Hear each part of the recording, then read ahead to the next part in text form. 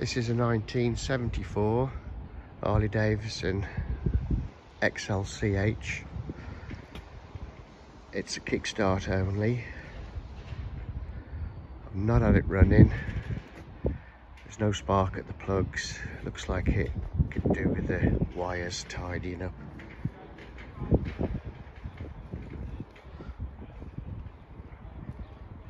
Looks a nice project. Got some spare wires there.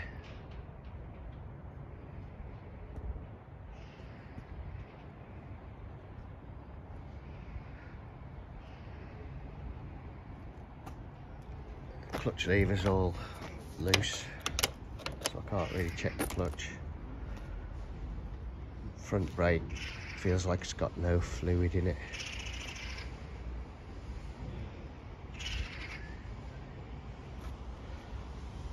Numbers match on it, frame and engine.